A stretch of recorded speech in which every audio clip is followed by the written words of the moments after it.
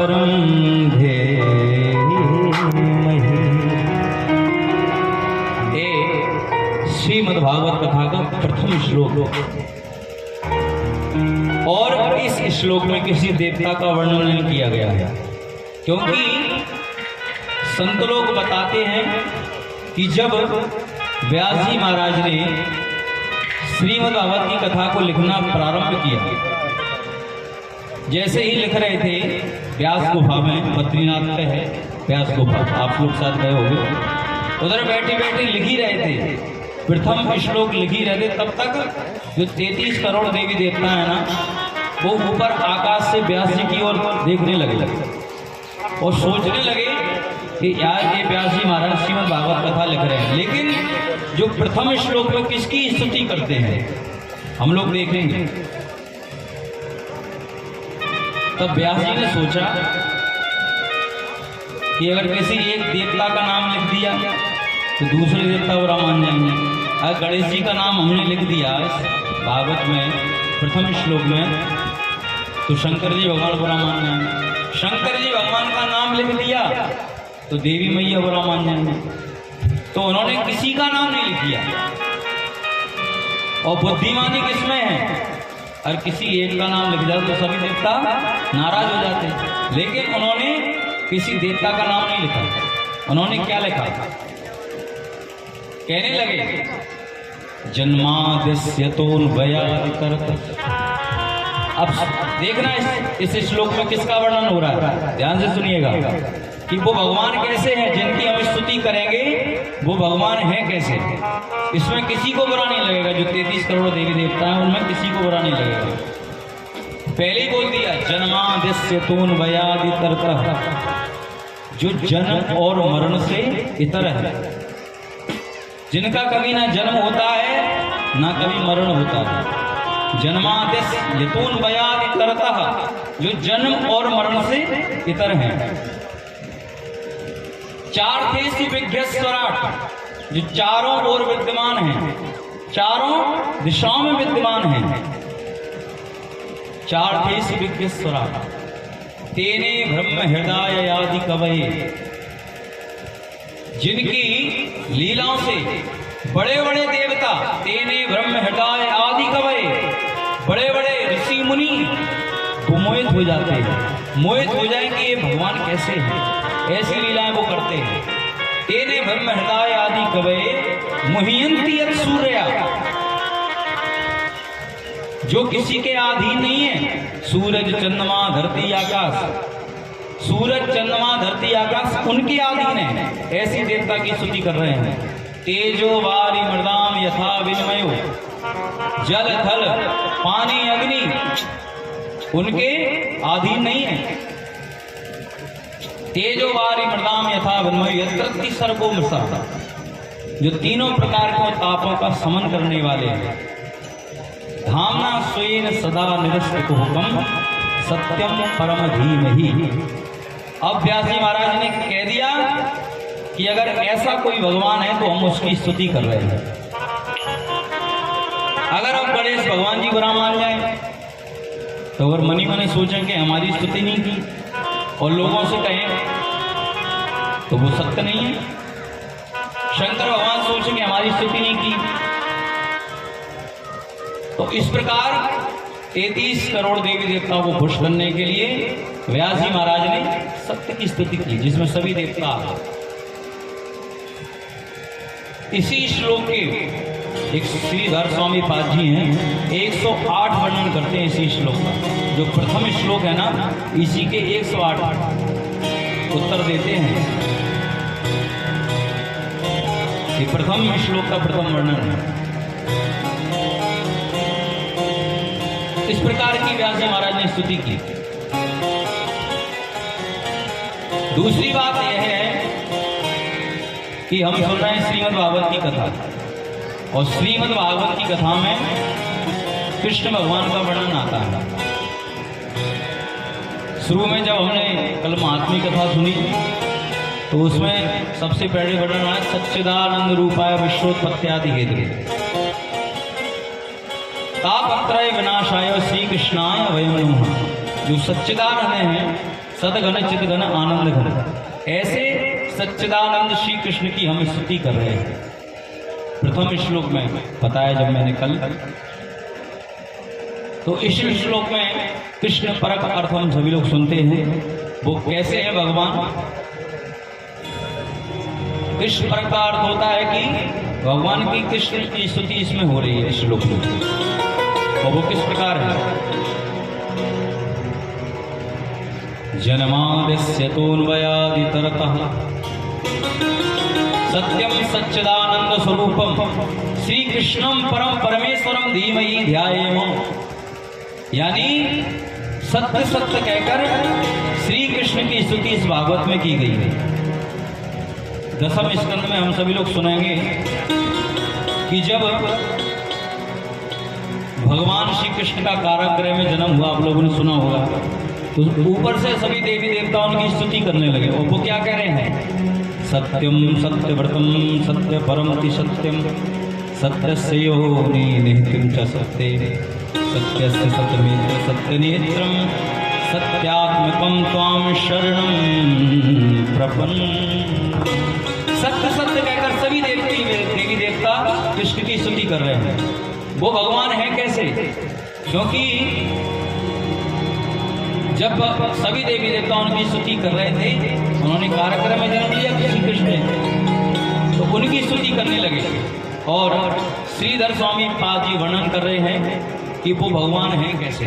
कहने लगे जन्माद्यस्य मतलब आद्यस्य जन्माद्विकारतस्यापि यथा यत्र वसुदेव गृहे जन्म। जो अजन्मा है, आदि अंत से परे है, लेकिन वो ही भक्तों को सुख प्रदान करने के लिए, आनंद प्रदान करने के लिए देवकी माँ के घर में जन्म लेते हैं। कैसे हैं वो भगवान? अब यहाँ पर एक प्रश्न उठता है कि भगवान ने तो कारागृह में जन्म लिया, किसी के घर में तो जन्म नहीं लिया, जेल में जन्म लिया ना भगवान श्री कृष्ण ने। तो व्यास जी महाराज बताने लगते हैं कि ना गृहम गृह मिथ्याहु गृहिणी गृह उच्यते। कहने का तात्पर्य है कि ईंट पत्थर के घर को घर नहीं कहते। घर कहते किसे हैं? गृहिणी को घर कहते हैं, जिसमें गृहिणी रहते हैं, पत्नी रहते हैं, उसको घर कहते हैं। क्योंकि वसुदेव पत्नियां देवक्यां, जो वसुदेव की पत्नी है वो देवकी हैं, और उनके गर्भ से भगवान श्री कृष्ण ने जन्म लिया। वो भगवान है कैसे? अनुयात करता अनुपश्चात अयात अगच्छत। जन्म लिया मामा के बंदी गृह में और राती रात पहुंच गए सीधे गोकुल में।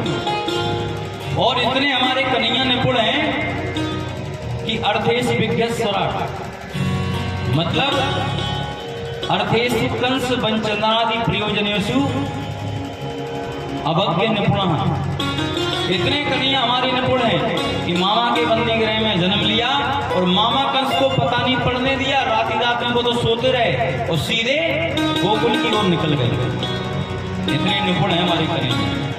अब इस लोग आगे आता है कि तेने ब्रह्म हृदय आदि कवय। हमारी कन्हैया की लीला से ब्रह्मा जी भी मोहित हो जाते हैं। आप लोगों ने वो कथा सुनी होगी कि जब कन्हैया सभी ग्वाल वालों के साथ में बछड़े चढ़ाते हैं, तब एक बार की बात है कि श्री दामा के मुख से उन्हें कड़ी चाटा। तो उधर से देखना हुआ ब्रह्मा जी का। ब्रह्मा जी सोचने लगे कि ये भगवान हो नहीं सकता। बताओ, ये ग्वाल वालों की झूठन खा रहा है, ना कोई पवित्रता का ध्यान, ना किसी का ध्यान, भगवान की झूठन खा रहा है। ये भगवान हो ही नहीं सकता। तो भगवान की परीक्षा लेने के लिए कि अगर ये भगवान है तो जितने भी बछड़े थे, जितने भी ग्वालवाल थे, जितनी भी गौएं थी, सबको ब्रह्मा जी चुरा लाए और एक गुफा में बंद कर दिया। इधर भगवान ने देखा कि ब्रह्मा जी ने तो लीला कर दी, हम भी अपनी लीला दिखाएं। तो ब्रह्मा जी को अपनी लीला दिखाने के लिए वही रूप में, जितने रूप में ग्वाल वालों को चुराया था ब्रह्मा जी ने, बछड़ों को चुराया था, गऊओं को चुराया था।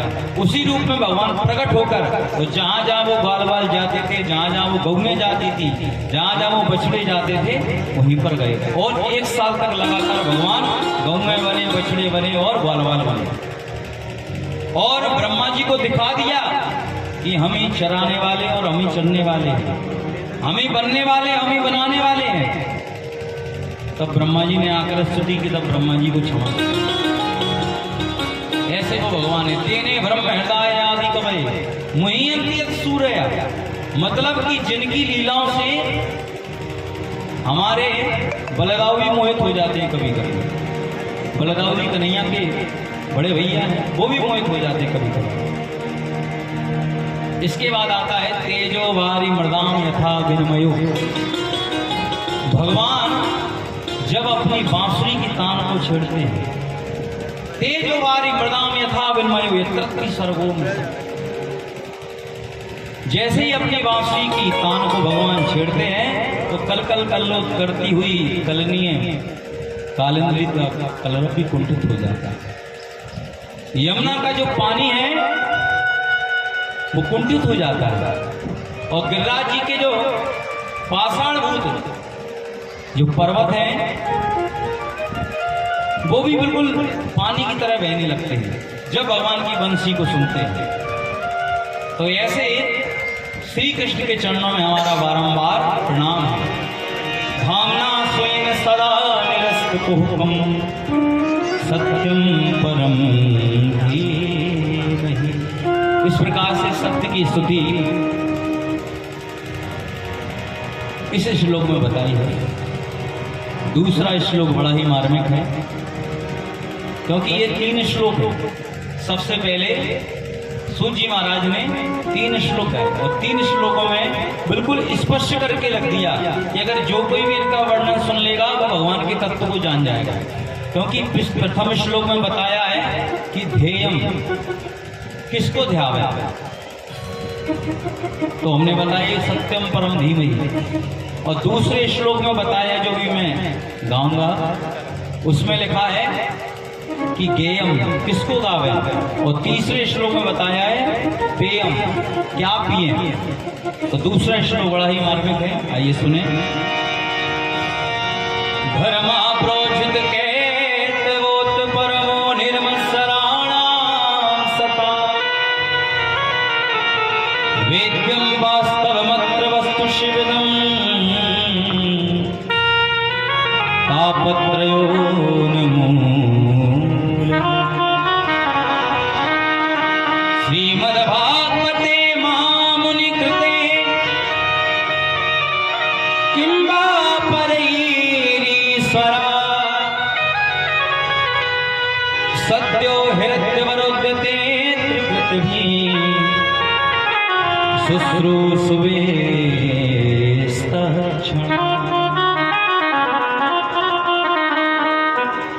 इस श्लोक में बड़ा ही स्पष्ट रूप से बताया है धर्मः प्रोचित केतवोत्र परमो, मतलब इस श्लोक में परम धर्म का निरूपण किया गया है कि धर्म होता क्या है, वो धर्म कैसे किया जाता है। और धर्म होता है और एक होता है परम धर्म। 2 शाखा हैं धर्म की, एक है धर्म और एक है परम धर्म। धर्म का मतलब होता है जो हम नित्य प्रति करते हैं, मतलब अपनी दिनचर्या में करते हैं, जैसे खाते हैं, पीते हैं और धन का उपार्जन करते हैं।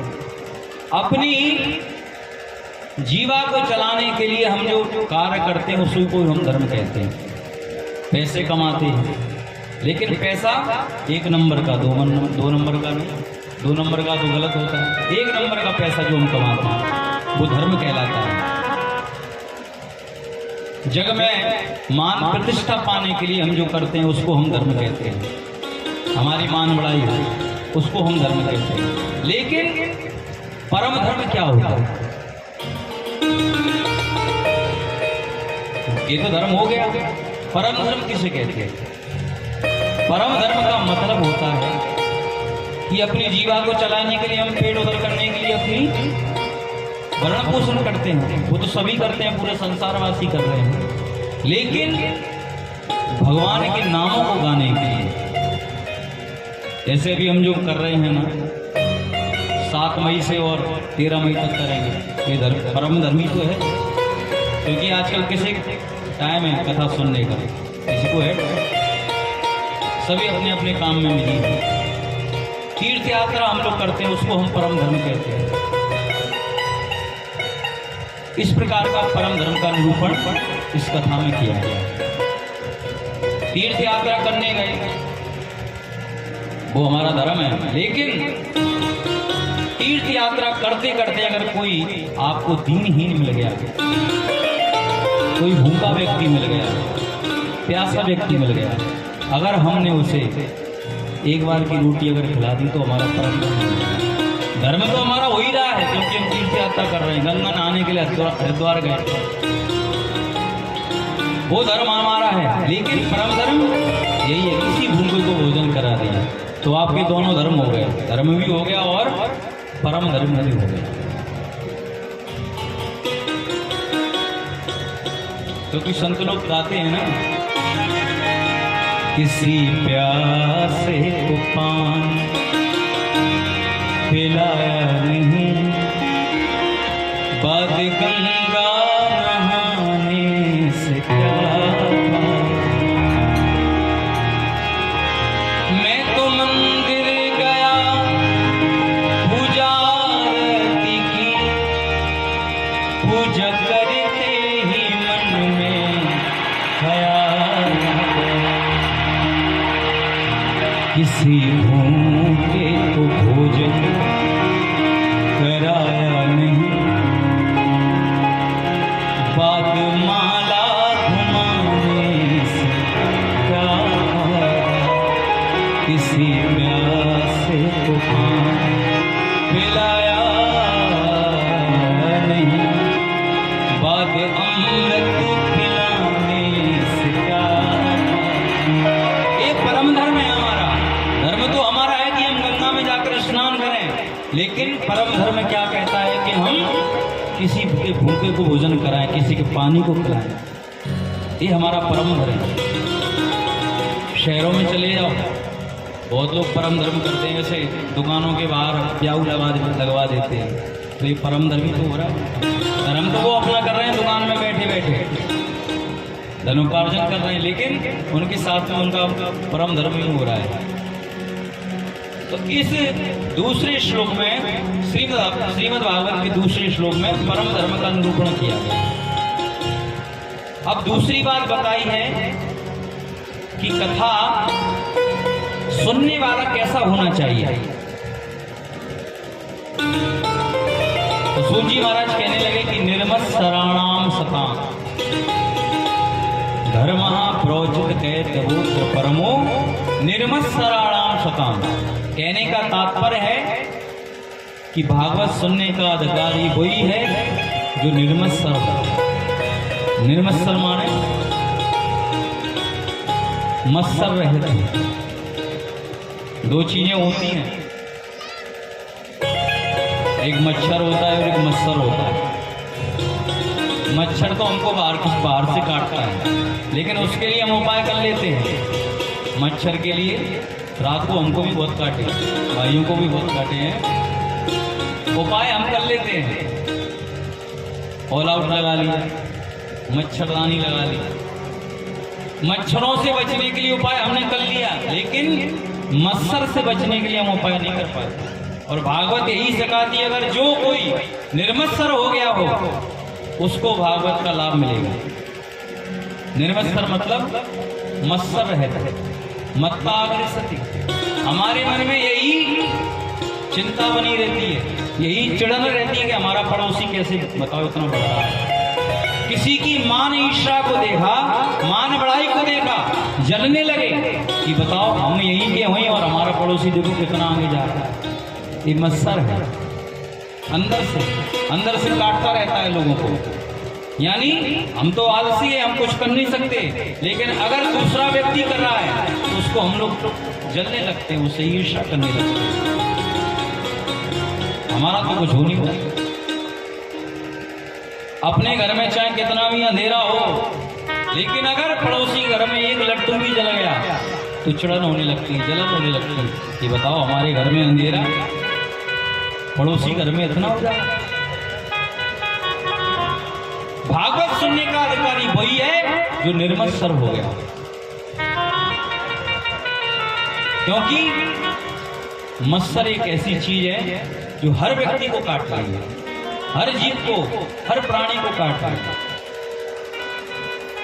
एक बार की बात है, एक पड़ोसी बड़ा ही चिढ़ने वाला था।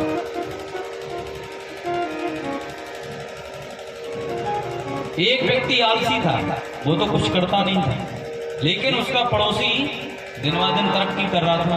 उसने देखा कि ये क्या हो रहा है, हमारा घर तो जैसा ही जैसा, उसके तो 3-3 4-4 महल खड़े हो गए, कुछ करना चाहिए। तब उसने एक काम किया कि भगवान की तपस्या की, कठोर तपस्या की। भगवान प्रसन्न हो गए।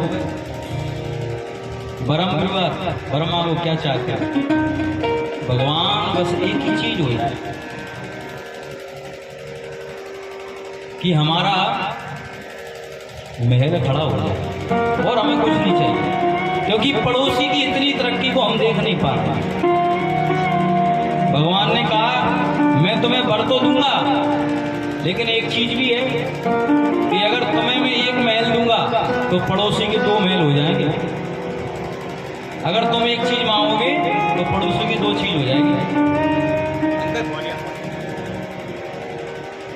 उसने कहा ठीक है।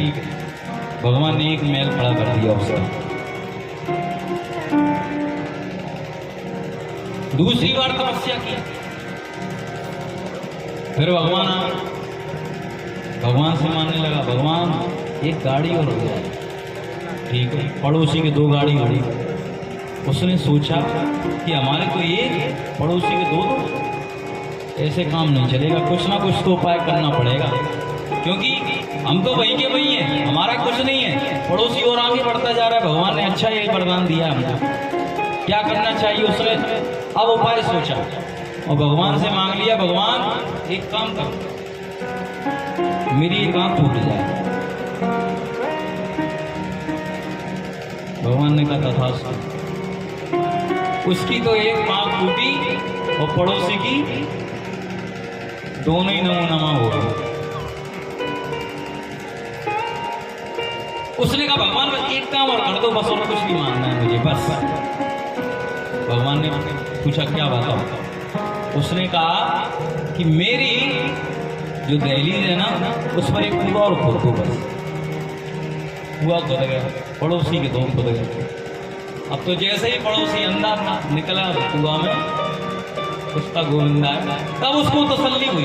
बताओ, इतना ईर्ष्या करने वाले व्यक्ति होते थे। तो कहने का तात्पर्य यही है कि मत्तः अग्रेसति, ये हमको नहीं होना चाहिए। भागवत सुनने का अधिकारी वही है जो निर्मत्सर हो, जिसके मन में किसी के प्रति ईर्ष्या भाव नहीं रहे, वही भागवत सुनने का अधिकारी। यहाँ पर तो सभी निर्मत्सर बैठे होंगे, हैं?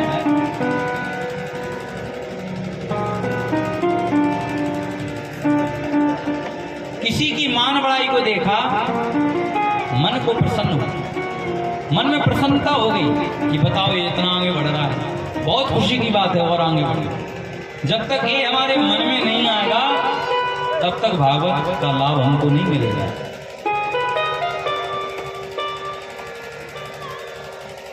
क्योंकि भागवत को सूत जी महाराज ने सरता की उपमा दी है। सरता माने नदी। नदी में आप लोग देखते हो, कोई भी प्राणी हो, नदी कभी ये नहीं देखती है, वर्ण जाति कभी नदी नहीं देखती है। कोई कैसा भी इंसान हो, कोई कितना पापी इंसान हो, कैसा भी इंसान हो, नदी ये नहीं देखती है। सभी लोग, चाहे सांप्रदायिक व्यक्ति हो, कोई भी हो, नदी कभी ये नहीं देखती है, सभी उसमें स्नान करते हैं। इसी प्रकार भागवत भी सरता की उपमा दी है सूत जी महाराज। भागवती कभी ये नहीं सोचती है कि इसमें कोई भी व्यक्ति आकर बैठ सकता है, कोई भी वर्ण का, कोई भी वर्ग का, कैसा भी आदमी आकर कथा को सुन सकता है, लेकिन कथा में बैठ तो जाए, लेकिन निर्मत्सर नहीं हो, ईर्ष्या से भरा हुआ बैठा हो तो उसको कथा कभी लाभ नहीं देगी। तो इनमें निर्मत्सर रूप का अधिकारी वही है जो निर्मत्सर है। अब सूची महाराज बताने लगे,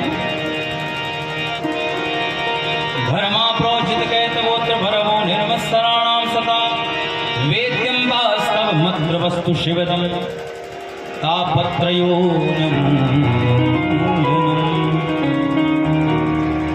भागवत कैसी है? वेद्यम वास्तव मत्र शिवदम। तीन प्रकार की वस्तु होती हैं, जीव, जगत और माया। जीव माने मनुष्य, जगत माने संसार, और माया माने जो संसार में चल रही है माया, उसका नाम है माया। जैसे ही कोई जीव जन्म लेता है उसको माया घेर लेती है, लेकिन जो कोई भी अगर सच्चे मन से कथा सुन लेता है तो उसको जीव, जगत और माया, इन तीनों का बोध हो जाता है, और उसको ना तो माया ग्रसित करती है न ये संसार ग्रसित करता है। वो तो शिवदम, ईश्वर को प्राप्त हो जाता है। शिवदम तापत्रयोन्मूलनम, तीनों प्रकारों का तापनों का समन करती है श्रीमद् भागवत। अब श्रीमद् भागवते महाकृते किंबा परीरीश्वर सद्दो हृदय वरोद्यति सुश्रूषविस्तक्षण, यानी ये श्लोक स्पष्ट कह रहा है कि जब हम अपने मन में संकल्प ले लेते हैं कि हमें आज कथा सुननी है, सुबह जैसे ही संकल्प लिया हमने कि आज की कथा हम पूरी सुनेंगे, ऐसे ही भगवान उसके हृदय में विराजमान हो जाते हैं। श्रीमद् भागवते महामुनि कृते किंबा परैरीश्वरा सद्दो हृदय वरोद्यते प्रकृति शुश्रूषुवेस्तक्षणा। भगवान अवरुद्ध हो जाते हैं उसके हृदय में, जैसे ही कथा सुनने की संकल्प हम अपने मन में बनाते हैं। अवरुद्ध का मतलब होता है, यानी जब हम चाहें, एक तो होता है विराजमान और दूसरा होता है अवरुद्ध। विराजमान तो आप लोग हो, भागवत में बैठे हैं आप लोग, जब आपकी इच्छा हुई तो आप लोग चले गए, जब आपकी इच्छा हुई तो आ गए। लेकिन अवरुद्ध का मतलब होता है कि जब तक हम ना चाहें तब तक वो व्यक्ति निकल नहीं सकता है। अगर हमने यहाँ पर ऐसा गेट सा लगवा दिया और उसमें ताला डाल दिया और कह दिया कि 1 बजे से 5 बजे के बाद आप छूटोगे, अब ना तो आप कहीं जाने के हुए ना आने के हुए, अवरुद्ध हो गया। इसी प्रकार कहती है ये श्लोक कि जैसे ही हम अपने मन में संकल्प बनाते हैं भागवत सुनने का, तो भगवान आकर अवरुद्ध हो जाते हैं। विराजमान नहीं कहा, अवरुद्ध कहा। तो जब तक हमने कथा सुनी तब तक भगवान हमारे हृदय में ही अवरुद्ध रहते हैं। ऐसी ही कथा है। तो इस प्रकार 2 श्लोक सूत जी महाराज ने सुनाए। अब तीसरा श्लोक में बिल्कुल स्पष्ट रूप से वर्णन किया है कि पेयम, किसको पिए। तो ये भी बड़ा ही मार्मिक श्लोक है। निगम कल्पितरोर गलितम फलम सुखमुखाद मृत द्रव संयुतम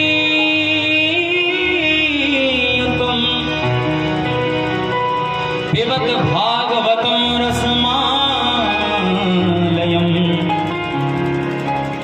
मुहुरहो रस का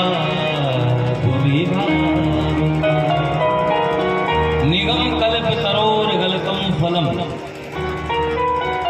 इस श्लोक में बड़ा ही सुंदर वर्णन किया है और इस भागवत को फल रूपी फल की उपमा दी है कि ये फल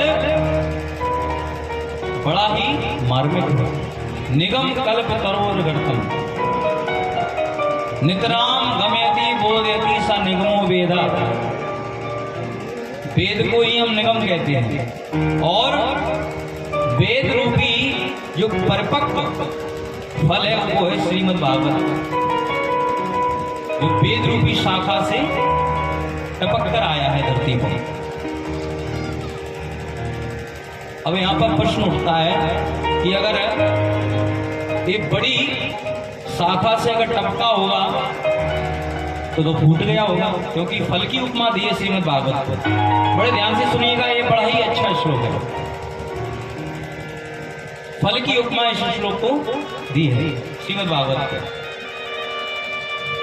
तो यहां पर प्रश्न है कि अगर ये फल है तो बड़ी शाखा से अगर टपका होगा तो नीचे आकर फूट गया होगा। तो श्रीधर स्वामी पाद जो प्रमुख टीकाकार है श्रीमद् भागवत के, वो कहते हैं कि ये गिरा तो जरूर है लेकिन फूटा नहीं है, बिल्कुल शाश्वत फल है।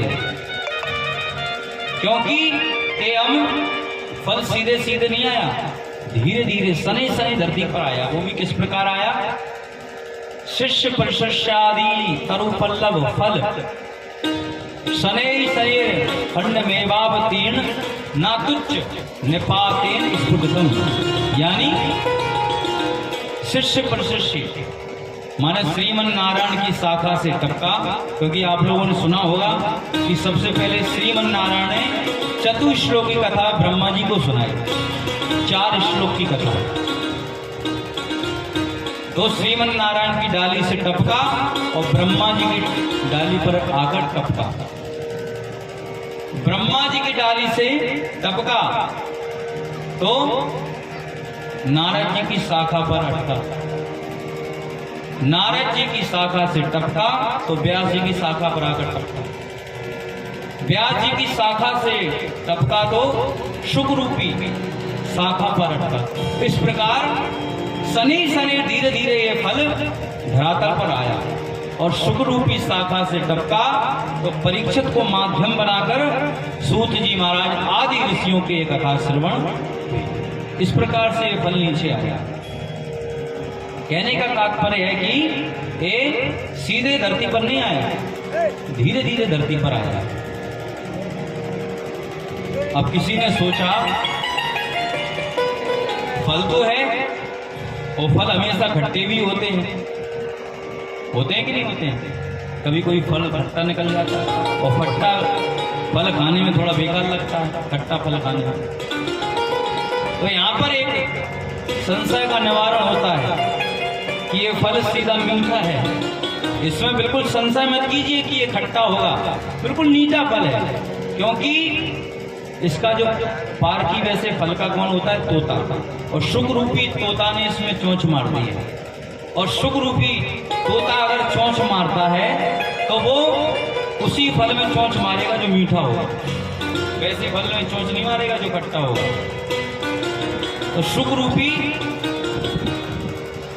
जो चोंच उसमें लगी है इस फल में, इसलिए ये फल मीठा हो गया। अब एक संशय और होता है कि पिबत भागवतम रसमालयम। वैसे इस श्लोक के 4 चरण होते हैं, पहला, दूसरा, तीसरा, चौथा। निगम कल्प तरोर भगतम फलम, ये पहला चरण हो गया। शुक मुखाद मृत द्रव्य संयुतम, ये दूसरा चरण हो गया। पिबत भागवतम रसमालयम, ये तीसरा चरण हो गया। और मुहु रहो रस का भूविभाव का, ये 4 चरण। श्लोक के 4 चरण होते हैं। और चौपाई के आपने देखा हो 2 चरण होते हैं कि नहीं होते? तो पहले चरण में तो बताया कि निगम कल्प तरोर कल्पम फलम, यानी ये परिपक्व गला हुआ फल है, फल की उपमा दी है। और तीसरे चरण में क्या बता रहे हैं कि पिबत भागवतम रसमालय। ये कैसे हो सकता है? फल है, फल तो खाया जाता है, पिया थोड़ी ना जाता है। फल तो खाने की वस्तु है, पीने की थोड़ी ना वस्तु है। तो यहाँ पर एक संशय का निवारण होता है कि ये फल है, लेकिन इसमें ना तो छिलका है ना गुठली है। जैसे बेर होता है, अमरूद होते हैं, छिलका होता है, केला होता है, केला का जो छिलका होता है उसको हम फेंक देते हैं और गुदा गुदा हम खा लेते हैं। लेकिन ये जो फल है ना, इसमें ना तो छिलका है और ना गुठली है।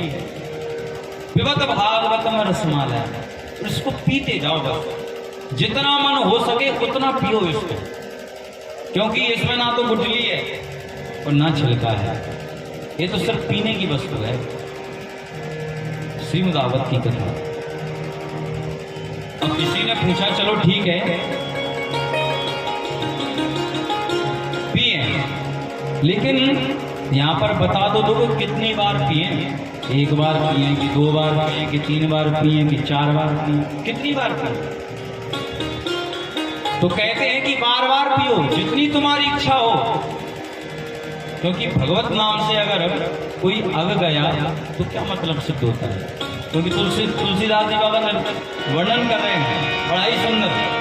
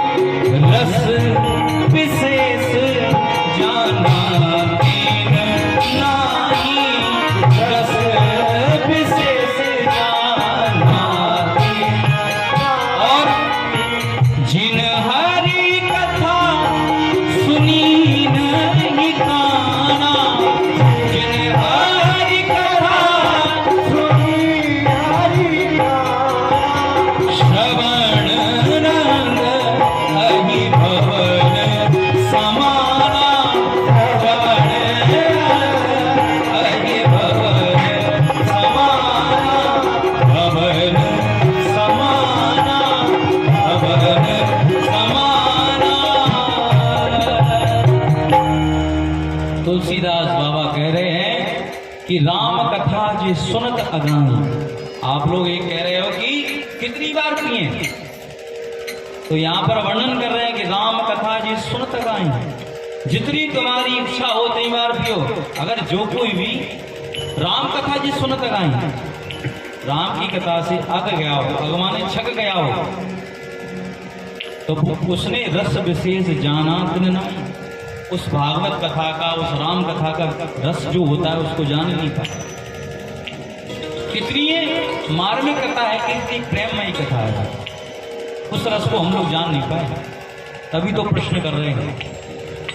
और जिन हरि कथा सुनी नहीं पाना, कभी जिन्होंने कथा सुनी नहीं है तो उनके कान, उपमा दे रहे हैं, उनके कान हैं बिल के समान, सर्प के, श्रवण रंग अहि भवन समान। अहि माने कहते हैं सर्प को, और भवन क्या कहते हैं? बिल्कुल। बिल के समान उनके कान हैं, कान नहीं है, बिल के समान उनके कान है, जिन्होंने प्रभु की कथा अपने कानों से नहीं सुनी। तो भगवान की कथा जितनी बार हो सके उतनी बार सुनो। एक बार की बात है, बड़ी सुंदर मार्मिक कथा है, ध्यान से सुनिएगा। एक बड़े ही अच्छे संत हुए घाटमदास जी महाराज, थोड़े जयपुर की तरफ हम जाएंगे, जयपुर की राजस्थान में, तो उनकी जगह जगह पर मंदिर बने हुए हैं, बड़े अच्छे संत हैं।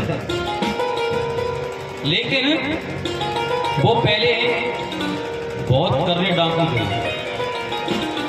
और ये जितने भी ऋषि हैं ना, इनके पुराने जन्मों की कहानी सुनो कि पिछले जन्म में क्या थे। तुलसीदास बाबा देखो पहले क्या थे, और अब वाल्मीकि देखो, वो भी डाकू थे पहले, मीराबाई देखो, जितने भी संत बने हैं ना, पहले कुछ ना कुछ, लेकिन उनको ऐसी चोट लगी कि ये संत बनकर भगवान की प्राप्त कर लिया उन्होंने।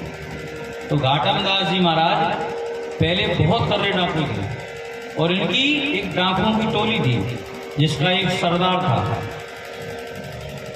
अब उसने ऐसा नियम बना दिया सरदार ने कि अगर जो कोई भी भगवान की कथा को सुनेगा उसको दंड दिया जाएगा, क्योंकि भगवान की कथा सुनोगे और डाकू अगर भगवान की कथा सुन ले तो हृदय परिवर्तन हो जाता है, तो तुम्हारे मन में दया आ जाएगी। तो दया आ जाएगी तो तुम जीवों पे दया करने लगोगे, तो लूटोगे कहाँ से?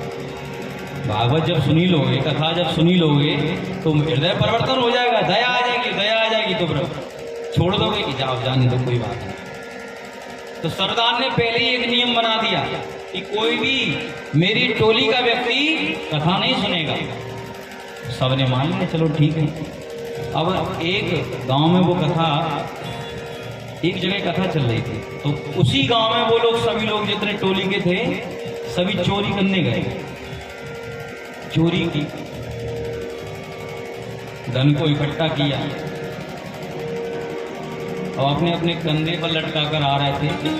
घाटम दास जी के कान में एक बात पड़ी, वहां पर कथा चल रही थी और उस कथा में व्यास जी महाराज वर्णन कर रहे थे। 2 मिनट कथा सुनी थी घाटम दास जी ने, कान खड़े हुए उन्होंने सुना। चलते चलते कानों में आवाज आ गई कि जो देवी देवता होते हैं ना, उनके पैर कभी धरती पर नहीं लगते, वो हमेशा आकाश में ही रहते हैं, जो सच्चे देवी देवता होंगे। पहली बात तो ये सुनी, और दूसरी बात उन्होंने सुनी कि कभी जो देवीय शक्ति होगी या देवता होंगे, उनके ये पलक है ना, कभी झपकते नहीं है, वो हमेशा अपलक रहते हैं, उनके पलक कभी झपकते नहीं। जैसे हम लोगों के पलक झपकते हैं ना बार बार, ऐसे उनके नहीं झपकते हैं देवी देवताओं। ये 2 बातें सुनी, उन्होंने कहा चलो ठीक है, गए भैया। अब इन लोगों का नियम था कि ये प्रतिदिन काली मैया की पूजा करने जाते थे एक मंदिर में। इधर क्या है, हर जगह ये चोरी करते थे। तो पुलिस वालों ने सोचा, क्योंकि सरकार ने इन पर कम से कम पिछले जमाने में 200 रुपए का इनाम रखा था कि जो कोई भी इनको पकड़ लेगा 200 रुपए की इनाम उसको प्राप्त होगी। पुलिस वालों ने बड़ी कोशिश की पहले, लेकिन नहीं पकड़ पाया। लेकिन एक थानेदार ऐसा आया, उसने सोचा कि सीधे सीधे तो पकड़ेंगे नहीं, जितने भी डाकू हैं इनको चालाकी से पकड़ना पड़ेगा, ऐसा क्या करें। तब उन्होंने देखा कि ये नित्य प्रति काली मैया का पूजन करने जाते हैं, उनका दर्शन करने जाते हैं सभी डाकू। एक ही उपाय है बस। तब तो ऐसे ही शाम के समय सभी घाटम दास जी महाराज, उनके सरदार, जितने भी संग साथी थे, सभी उस मंदिर में जाकर पहुंचे। इधर थानेदार ने क्या उपाय किया कि जो काली मैया की मूर्ति थी ना, उसको तो हटाकर एक साइड पीछे रख दिया, किसी को दिखाई ना दे, और खुद वस्त्र पहनकर काली मैया के बाल लगाकर, एक जीवन लगाकर वहां पर खड़े हो गए, त्रिशूल पकड़कर, मुंड पकड़कर। और जैसे ही उनका आना हुआ, देखा अब तो जो थानेदार था वो चिल्लाने लगा, आओ बच्चों, मैं प्रकट हो गई हूं, मेरा दर्शन करो, मैं ऊपर से तुम्हें दर्शन देने के लिए आई हूं, आओ मेरा दर्शन करो। अब तो जैसे ही सरदार जी ने देखा कि बताओ मेरी मैया मुझे प्रकट होकर दर्शन दे रही है, आओ सभी लोग दर्शन करें। इधर घाटम दास जी ने सोचा, चिंतन करने लगे। उन्होंने मूर्ति की तरफ देखा और देखकर अचंभित हो गए, ये मूर्ति कैसी, बताओ ये भगवान कैसी, जो मैया प्रकट हुई है वो तो धरती में पैर हैं इसके, ये मूर्ति ये भगवान हो ही नहीं सकती, देवी हो ही नहीं सकती है, और इनके पलक झपक रहे हैं। वो समझ गए कि कोई ना कोई पकड़ना चाहता। सभी को बताया कि ये देवी दर्शन देने के लिए नहीं है, ये तो किसी की चाल है हमको पकड़ने की, आओ चलो भाग चलें, ये तो पकड़ जाएंगे। तभी सरदार ने देखा कि तुम्हें कैसे पता है ये देवी नहीं है, जब मैया खुद मुझे दर्शन देने आई है, तो आओ चलो सभी दर्शन करें चलकर। घाटम दास जी ने कहा अभी भी समझ जाओ, मैं बार बार समझ रहा हूँ। तो तुम्हें कैसे पता? सरदार जी ने पूछा। अरे मैंने वो 2 मिनट की कथा सुन ली। अरे मैंने तो नियम बनाया था कि तुमने कथा सुनी क्यों? मैंने तुमसे बार बार मना किया था तुम लोगों से कि कोई भी कथा नहीं सुनेगा, और तुमने कथा क्यों सुनी? घाटम दास जी को तो मारकर भगा दिया कि जा निकल मेरी टोली से, जा यहां से। घाटम दास जी तो चले गए। इधर क्या हुआ, मैया ने कह दिया आओ बच्चों, क्यों देर कर रहे हो, मैं फिर जा रही हूं। और सभी अपने अपने शस्त्र एक साइड में रखकर सिर नतमस्तक हो जाओ, तो मेरे सामने प्रणाम करो, मैं तुम्हें दर्शन दे रही हूं। सभी ने बात मान ली और सभी चरणों में गिर गए। इधर तो पूरी फौज लगी थी पुलिस की, सभी ने पीछे ऐसे आकर पकड़ लिया सभी को थाने में बंद कर दिया। 2-3 दिन बाद घाटम दास जी को पता पड़ा कि जितने भी मेरे संग साथी थे सभी पकड़ गए। तभी सोचने लगे कि जब मैंने कभी कथा सुनी नहीं, सिर्फ कानों में कथा 2 मिनट के लिए चली गई, तो हमारा आजीवन सुरक्षित है। और कहीं मैं जाकर 4-5 घंटे उस कथा को सुन लेता तो मेरा तो जीवन कल्याणमय हो जाता। उसी समय से घाटम दास जी के जीवन में ऐसा परिवर्तन, हृदय परिवर्तन हुआ कि वो इतने बड़े संत बन गए और जिंदगी पूरी भगवान के नाम में सौंप दी। इतनी कथा का प्रभाव है, इतने भगवत के नाम का प्रभाव है। तभी तो तुलसीदास जी कह रहे हैं कि जिन हरि कथा सुनी नहीं काना, श्रवण रंग अहि भ्रमण समान। तो कहने का तात्पर्य ये कि पिबत भागवतम रसमालय, कथा जितनी बार हो सके उतनी बार सुनो, 1 बार नहीं, 2 बार नहीं, जितनी बार तुम्हारे कानों में कथा चली जाए, क्योंकि कथा तो वो है जो कभी नुकसान नहीं होती। कथा कभी नुकसान नहीं देगी तुम्हें, हमेशा फायदा देगी। अब चौथे चरण में बताया है कि मुहूर हो रस का भूमि भाव। कहने का तात्पर्य है कि कथा में सिर्फ 2 लोगों को निमंत्रण दिया गया है, रसिक और भावुक जन। ये 2 ही कथा में निमंत्रित है। तब किसी ने पूछा कि और कोई व्यक्ति कैसे नहीं आ सकता? जो रसिक होगा वो तो आ जाएगा, जो भावुक होगा वो भी आ जाएगा। तब कहने लगे कि जो रसिक होगा ना, वो जो भावुक होगा, वो कथा में आकर सिर्फ कथा को सुनेगा, क्योंकि भागवत का रसिक है। भाव उसके मन में, वो आकर ये नहीं देखेगा कि व्यवस्था कैसी है, पंडित जी कथा कैसी कह रहे हैं, ये नहीं देखेगा। क्योंकि 3 प्रकार के श्रोता बताए हैं। पहला श्रोता है श्रोता, और दूसरा है सोता, तीसरा है सोता। श्रोता मतलब कथा में आ गए, बैठ गए, अब चारों तरफ देखने लगे, उन्हें कथा से कोई मतलब नहीं है।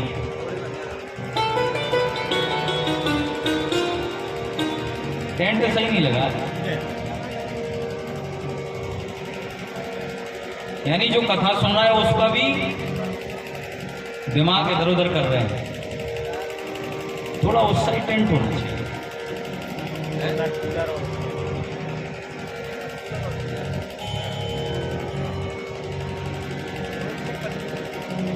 थोड़ा 2-3 कूलर ही लगवा दो। बस चारों तरफ देख देख के यही कर रहे हैं कि थोड़ी व्यवस्था नहीं, व्यवस्था बढ़िया करनी चाहिए, क्योंकि उसे कथा से तो कोई मतलब नहीं है।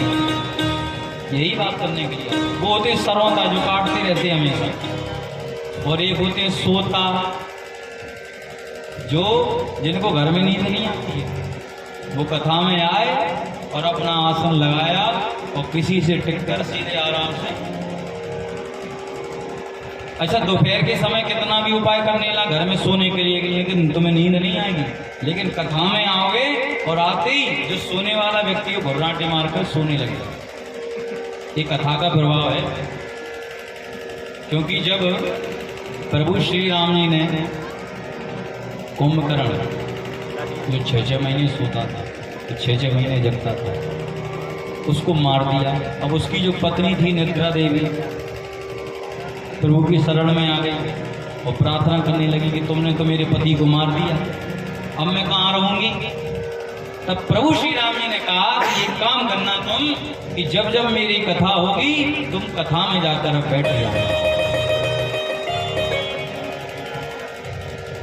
और उनके दिमाग में बैठना जो कथा नहीं सुनते हैं, उनके में मत बैठ जाना जो कथा सुनते हैं। तभी तो कितने भी अच्छे अच्छे बिस्तर लगा के देख लो, लेकिन कथा में जो नींद आती है ना वो कहीं और नहीं आ सकती। ये वरदान है निद्रा देवी। तो कहने का तात्पर्य है कि दो लोगों को निमंत्रण दिया गया है, रसिक और भूमि पावित्र। इन लोगों को इसलिए निमंत्रण दिया गया है कि फालतू जो व्यक्ति होगा फालतू को प्रश्न करेगा। आप लोग कथा सुनने के लिए आ रहे हो, कोई आपको बीच में बिना फालतू का लोग मिल गया, भैया कहाँ जा रहे हो? अरे वो यहाँ पर कथा हो रही है तो कथा सुनने के लिए जा रहे हैं। अच्छा तुम भी चलो, चलो कथा सुनाएं हम सभी लोग आज। चलेंगे चलेंगे। अच्छा ये बताओ कि कथा कहने वाले कौन हैं? तो आप लोगों ने थोड़ी आवाज करो। आपने बताया कि ऐसे ऐसे पंडित जी हैं वो कथा कहने के लिए आए। कथा कैसे कहते हैं? देखो कथा तो वही है, लेकिन कहने का ढंग अलग होता है, लेकिन कथा तो वही है। अब प्रश्न किया उसने कि जी बताओ व्यवस्था कैसी है? तुमने कहा बढ़िया व्यवस्था है, बैठने की बढ़िया वृक्ष लगे हुए हैं नीचे, आराम से बढ़िया ठंडक बैठो आराम से, चलो कथा सुनाए। बीच बीच में पानी भी पिलाते हैं कि नहीं? आपने कहा बढ़िया, कोई दिक्कत नहीं है, आराम से चलो, आराम से कथा सुनाएंगे। अच्छा जी बताओ कि भंडारा किस दिन है? आपने बता दिया कि 14-15 तारीख को भंडारा। उसने मन में बना दिया भैया एक काम करो, अब मेरे पास इतना समय नहीं है, तुम जाओ कथा सुनवाओ, हम तो भंडारे के दिन ही हैं। क्योंकि उसे कथा से कोई मतलब नहीं है। और जो कथा कहने यानी कथा सुनने वाला होगा ना, वो ये नहीं देखेगा कि कौन क्या है कैसा, आकर बैठ जाएगा और प्रभु के नाम को सुनेगा। कथा का है प्रभाव। इसलिए दो लोगों को निमंत्रण दिया गया, रसिक और भावुक जन।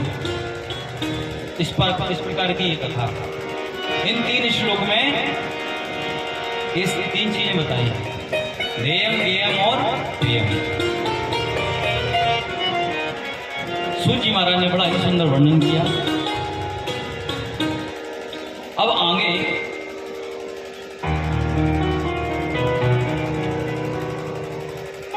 शौनक जी जो प्रथम दिन मैंने कथा सुनाई थी कल कि नैमिषारण्य क्षेत्र में शौनक 88,000 ऋषि बैठे हैं और सूत जी महाराज कथा सुना रहे हैं।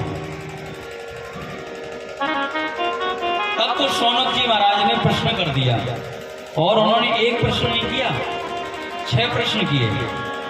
वो भी किस प्रकार है?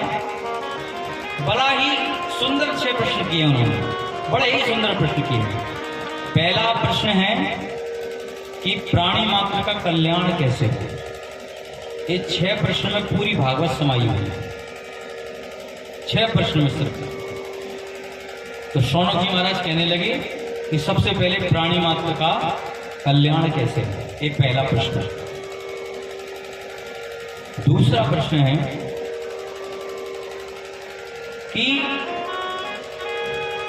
वेद बहुत है, शास्त्र बहुत है, क्योंकि 18,000 पुराण हैं, 6 शास्त्र हैं, 4 वेद हैं, महाभारत है, लेकिन जो कथा का सार है वो क्या है, वो हमें सुनाने की कृपा करें। ये दूसरा प्रश्न हो गया। तीसरा प्रश्न है कि भगवान सर्वसमर्थवान है, जो अपने संकल्प से पूरी सृष्टि का सृजन कर देते हैं, पूरी सृष्टि को बनाकर रच देते हैं, लेकिन वो ही जो दुष्ट होते हैं ना, उनका संहार करने के लिए भगवान पृथ्वी पर आता है।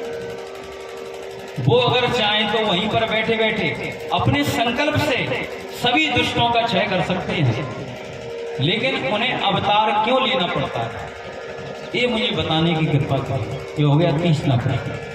और चौथा प्रश्न है कि अगर भगवान अवतार लेकर आते हैं तो कितने अवतार भगवान ने लिए? ये चौथा प्रश्न हो गया। अब 5वां प्रश्न है कि जीवन का लक्ष्य क्या है?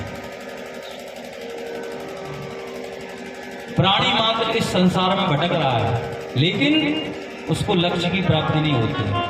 क्योंकि जो लोग करते हैं, पहले जन्म हुआ, थोड़े से बड़े हुए, पढ़े लिखे, शादी हो गई, बच्चा हो गया, फिर बूढ़े हुए, सड़क पे, आज तक किसी ने लक्ष्य नहीं ढूंढ पाया कि लक्ष्य क्या है। ये मुझे बताने की कृपा करें कि जीवन का लक्ष्य क्या है। और 6वां प्रश्न है कि जब भगवान जन्म लेकर आते हैं और सभी दुष्ट का संहार करने के लिए, जितने भी दुष्ट हुए ना सभी का संहार करके जब भगवान अपनी धराधाम को जाते हैं, तो जो धर्म है वो किसकी शरण में जाता है? धर्मम का शरणम गतः। ये मुझे 6 प्रश्न बताने की कृपा करें। तो सूची महाराज ने कहा कि तुम्हारे बहुत ही अच्छे प्रश्न हैं, तो 6 प्रश्न तुमने किए, बहुत ही अच्छे प्रश्न हैं। और ये प्रश्न ही होना चाहिए, ऐसे प्रश्न ही संतों के पास जाकर करना चाहिए। कभी फालतू के प्रश्न संतों के पास जाकर नहीं करना चाहिए कि हमारे बच्चा कैसे हो, हमारी शादी कैसे, ऐसे नहीं। जीवन का कल्याण कैसे हो, ये प्रश्न हम अगर करेंगे तो हमारे जीवन का कल्याण संत जरूर करेंगे। मार्मिक प्रश्न होने चाहिए, क्योंकि कभी कभी कोई भी क्या अपने आप को थोड़ा विद्वान समझने लगते हैं तो प्रश्न कर देते हैं। एक मैं कथा कर रहा तो एक प्रश्न आया मेरे पास में कि महाराज मुझे एक बात बताने की कृपा करें कि दशरथ जी हैं, उनके भतैया का नाम क्या है? अब बताओ, दशरथ के भतैया का नाम है। हमने सोचा कि शायद इनकी कोई धोती या साड़ी वाड़ी रह गई होगी, पूछ रहे हैं पता, तो हम बता देते हैं। ऐसे प्रश्न बताओ। कहने का तात्पर्य यही है कि हमको जितने भी जो नाम है ना वो याद रहे ना रहे, लेकिन जो राम नाम है ना वो याद रहना चाहिए, क्योंकि वो ही हमारे कल्याण के लिए है। आखिरी समय में जब आपका आखिरी समय आएगा तो वही आपका कल्याण करेगा, ये फालतू के नाम कल्याण नहीं करेंगे आपका। सिर्फ एक ही राम, एक ही काम रहना चाहिए हमको, सिर्फ राम नाम, यही हमारे जिब्बा पर रहना चाहिए, बस राम नाम। तो ऐसे प्रश्न होने चाहिए। बड़ा ही सुंदर प्रश्न है। 6 प्रश्न सोनक जी महाराज ने सूत जी महाराज से किए। तब सूत जी महाराज ने कहा कि मैं तुम्हें इसका उत्तर जरूर दूंगा, लेकिन सबसे पहले अपनी गुरु की वंदना कर लो। तो भगवान ने, सूत जी महाराज ने अपने पहले गुरु का वंदन किया। और इतना याद रखना कि सभी के गुरु होने चाहिए, सभी जीवन का कल्याण है। बिना गुरु के कभी आपकी कुछ नहीं हो सकता, बिना गुरु के। क्योंकि गुरु बिन भवनिधि तरह ना कोई, जो बिरज शंकर सम हुई। शंकर भगवान के, कन्हैया के, राम भगवान के भी गुरु हैं, तो हमारे तो गुरु होने भी चाहिए। और अगर जिनके गुरु नहीं है वो अभी हनुमान जी महाराज को गुरु मानो, क्योंकि कहते हैं जय जय जय हनुमान गोसाई कृपा करो गुरुदेव की नाही। तो आइए सभी गुरुदेव भगवान को प्रणाम करते हैं, उनका स्तुति करते हैं, उनका वंदन करते हैं। उसके बाद हम ये 6 प्रश्नों के उत्तर सभी लोग बोलेंगे।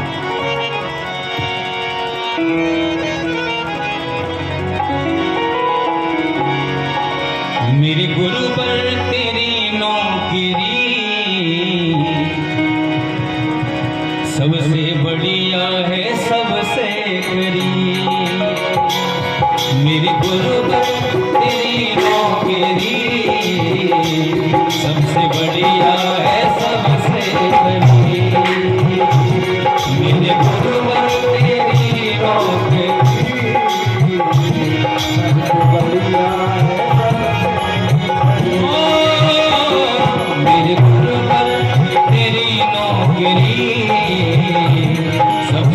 बढ़िया है सबसे मेरी हो मेरे गुरुवर तेरी नौकरी सबसे बढ़िया है सबसे और तेरे दरबार की हाजिरी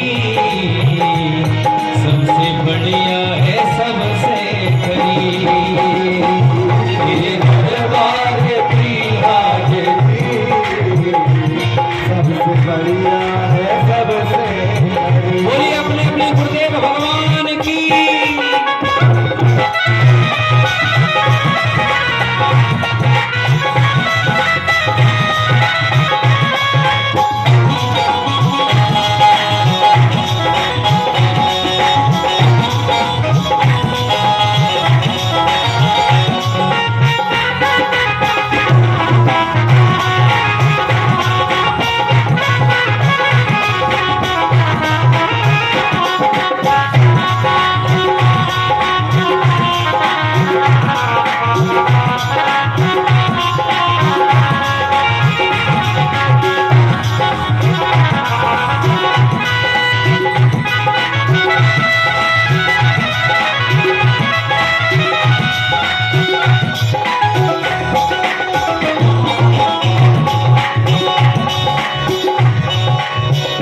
खुशनसीबी का जब गुल खिला तब कहीं जाके दिल मिला खुशनसीबी का जब गुल खिला तब कहीं जाके दिल मिला।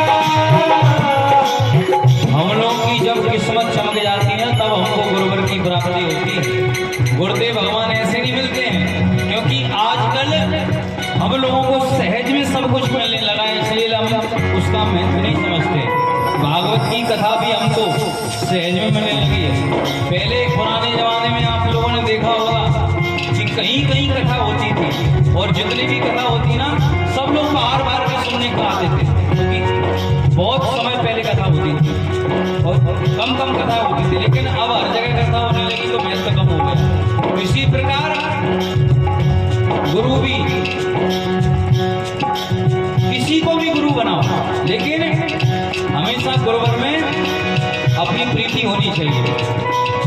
वक्त कह रहा है खुशनसीबी का जब गुल खिला तब कहीं जाके दिल मिला खुशनसीबी का जब गुल खिला कहीं जाके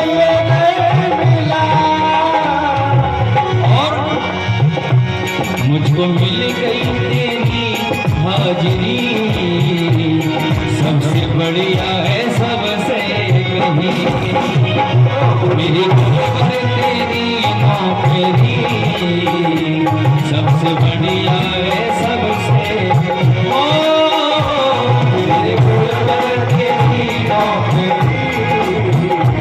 सबसे बढ़िया है सबसे जय हो।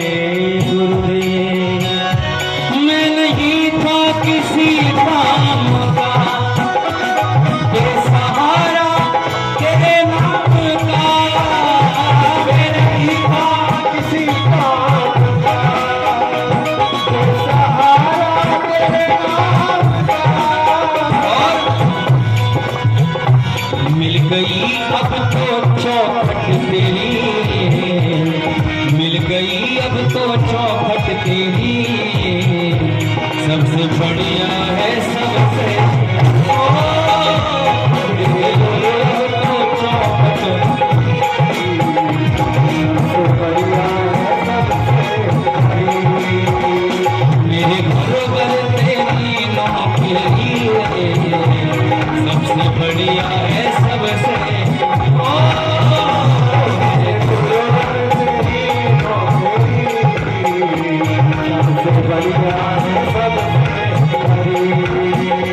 सबसे बढ़िया है सबसे करीब सबसे बढ़िया है सबसे बढ़िया है सबसे करीब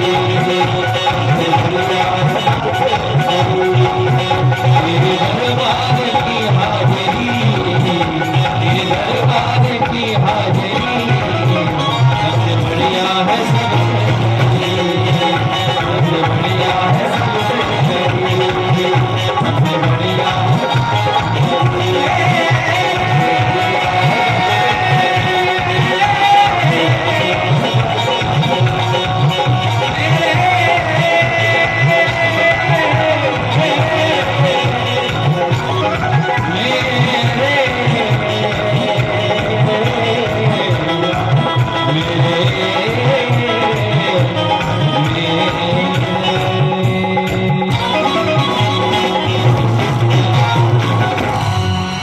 बोले अपने अपने गुरुदेव भगवान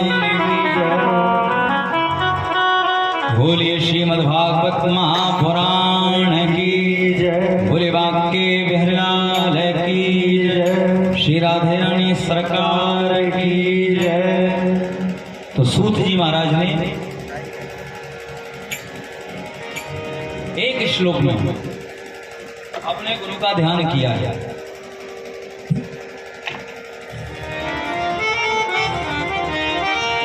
यम प्रवदन्तमनुपेतमपेतकृत्यं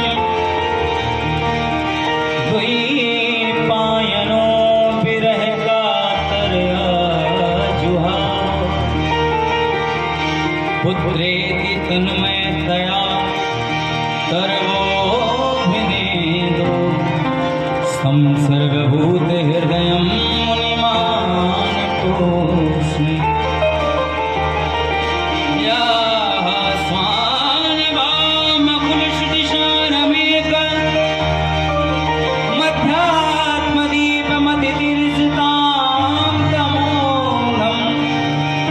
संसारिणां करुणया पुराणगुह्यं तं व्याससुन्मुपयामि गुरुं मुनीन्। यं प्रवदन्तमनुपेतमपेतकृत्यं सुखदेव जी महाराज का, क्योंकि सूत जी महाराज के जो गुरुदेव हैं वो सुखदेव जी महाराज है और सुखदेव जी महाराज का वर्णन कर रहे हैं कि हमारे गुरुदेव हैं कैसे, जो परिव्राजक हैं, जो जन्म लेते ही सीधे वन की ओर चले गए। उन्होंने ना देखा ना मेरे माता पिता है ना कोई है, सीधे वन की ओर चले गए। क्योंकि बच्चा जब जन्म लेता है ना तो पहले रोता है। तो कबीरा जब हम पैदा हुए जग हंसे हम रो। बच्चा जब जन्म लेता है वो पहले रोता है। और इधर के आश्चर्य देखा कि सीधे सुखदेव जी महाराज ने जन्म लिया और सीधे वन की ओर चले गए। ऐसे परिव्राजक हमारे सुखदेव जी महाराज हैं। तो सौनक जी महाराज ने कह दिया कि ये सुखदेव जी महाराज का जन्म कैसे हुआ। तो सूत जी महाराज वर्णन करने लगे कि क्योंकि श्रीमद् भागवत में सुखदेव जी महाराज के जन्म की कथा नहीं है, क्योंकि उन्होंने तो ये श्रीमद् भागवत कथा को सुनाया है। जब राजा परीक्षित को शाप लगा 7 दिन का, अभी लगेगा, तब 7 दिन की कथा सुखदेव जी महाराज राजा परीक्षित को सुनाएंगे। लेकिन वो अपना जन्म इसमें बताते तो अच्छा नहीं लगता। लेकिन एक है कौशिकी संहिता, उसमें सुखदेव जी महाराज की जो जन्म है उसका वर्णन आता है कि उनका जन्म कैसा हुआ। तो वर्णन करने लगे कि एक बार की बात, जब गौलोक धाम में राधा रानी और सुखदेव जी महाराज बैठे हुए थे और सुखदेव जी महाराज राधा रानी को भगवान की लीलाओं को गा गा कर सुनाते थे, क्योंकि बड़ा ही कंठ अच्छा था। बहुत ही बुद्धिमान थे सुखदेव जी महाराज। बहुत प्यारी प्यारी लीलाओं को राधा रानी को सुनाया करते थे। राधा रानी सुन सुनकर मन प्रसन्न हो जाता था उनका, प्रभु की लीलाओं को सुन सुनकर। तब एक बार राधा रानी ने सुखदेव जी महाराज से कहा कि सुख, तुम एक काम करो, भगवान की बहुत प्यारी प्यारी लीलाएं तुम गाते हो, हमें रोजाना एक कथा सुनाते हो, अब एक कथा तुम धरती पर जाकर धरातल पर सुनाओ, जिससे जीवों के मन में भगवान के प्रति स्नेह हो, प्रेम हो। सुखदेव जी महाराज तो रोने लगे कि मैया, मैं आपसे दूर नहीं होना चाहता। आप सोचो कि हम गोलोक छोड़कर धरती पर जाए तो ये नहीं हो सकता।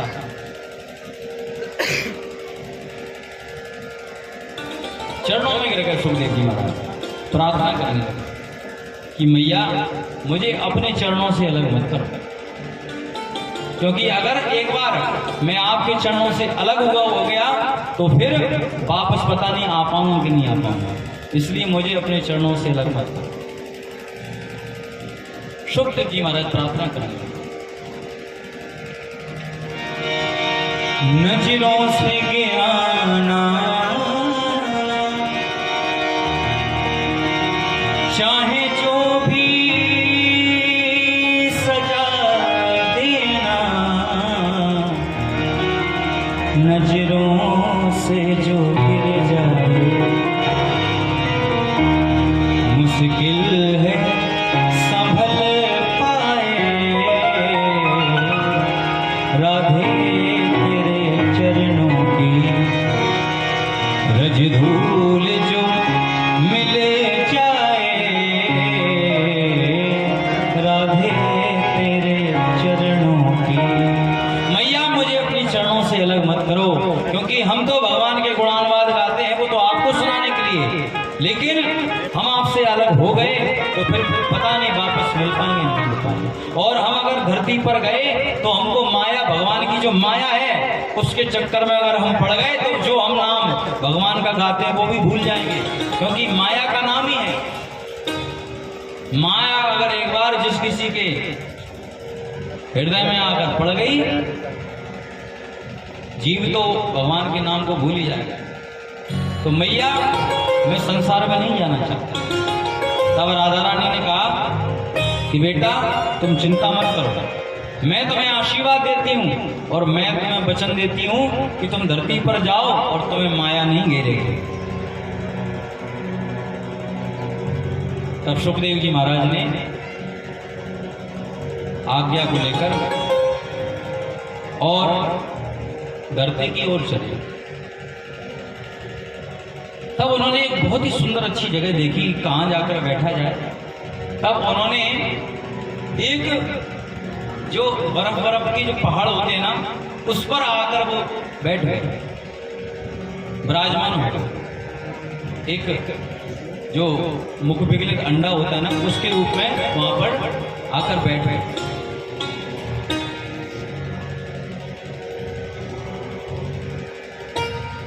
इधर क्या होता है, वो तो आकर बैठ गए। अब पार्वती मैया बैठी हुई, उधर से क्या हुआ कि नारद जी का आगमन हुआ और नारद जी आ रहे हैं। नारायण नारायण श्रीमन नारायण नारायण नारायण श्रीमन नारायण नारायण